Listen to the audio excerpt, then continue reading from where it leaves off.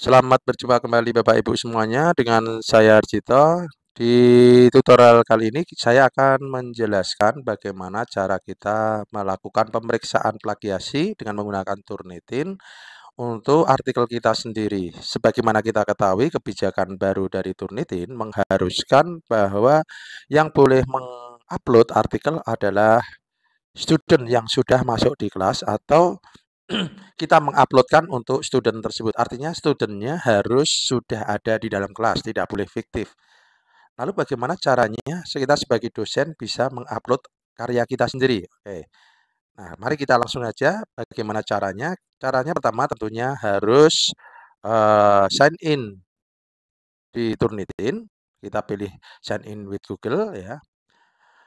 Lalu kita bisa pilih sebuah kelas yang sudah kita buat dan di kelas tersebut kita pastikan kita mengetahui ID kelas ya dan enrollment key yang sudah kita susun.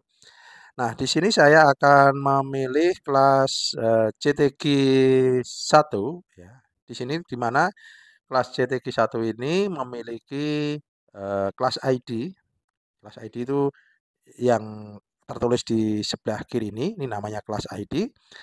Kita copy dulu ke tempat lain supaya nanti kita tidak kesulitan mengingat angkanya karena angkanya cukup panjang. Lalu kita bisa cari enrollment key-nya dengan cara klik roda gigi di sini.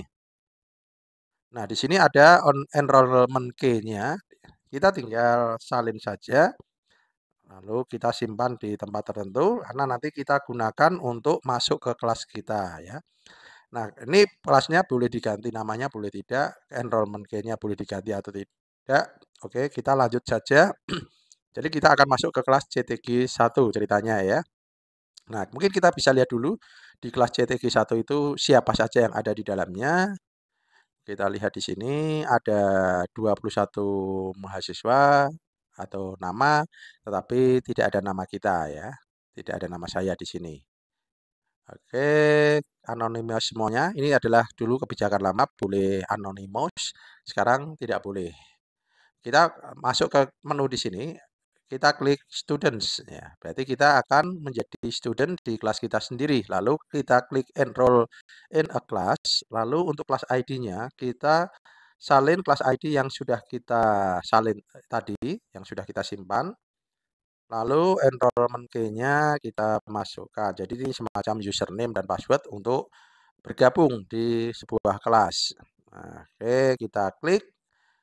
Nah, sekarang kita punya kelas baru yaitu CTG 1 sebagai student. Nah, selanjutnya kita bisa tetap sebagai student untuk upload eh, apa namanya artikel atau kita kembali sebagai instruktur. Oke, di sini saya akan coba kembali sebagai instruktur, lalu kita lihat di kelas kita, katakanlah di submission 1 ya. Kita lihat sekarang sudah ada nama kita di sini ya. Maka kita bisa melakukan submit artikel berdasarkan menggunakan nama kita. Kita lihat di sini yang ada hanya nama kita sendiri. Karena memang kewajiban saat ini untuk Turnitin adalah harus ada students. Nah, kita bisa berikan judul di sini. Lalu setelah itu kita pilih artikel yang akan diunggah. Saya akan ambil sembarang. Misalnya DNM ini saya ambil, saya unggah. Lalu saya upload seperti biasanya. Oke. Nah, dengan kebijakan ini sebenarnya kita otomatis harus menyiapkan beberapa assignment ya untuk submit karena di satu assignment kita hanya bisa mengupload satu ya. Jadinya kita memang butuh banyak banyak assignment. Kalau kita butuh 5 artikel berarti kita di dalam kelas tersebut harus ada 5 assignment. Kalau tidak nanti kita harus modelnya harus gantian. Satu selesai ditutup ditimpa. Nah, padahal pada ketika menimpa file itu biasanya pemeriksaan keduanya membutuhkan waktu yang lama. Nah, ini sudah keluar hasilnya dan kita bisa unduh seperti biasa ya. Karena ini sebagai instruktur maka tidak masalah kalau seandainya submit terlambat. Oke, saya pikir karena kita hanya butuh data ini ya, berapa persentasenya, lalu kita butuh, apa, summary-nya.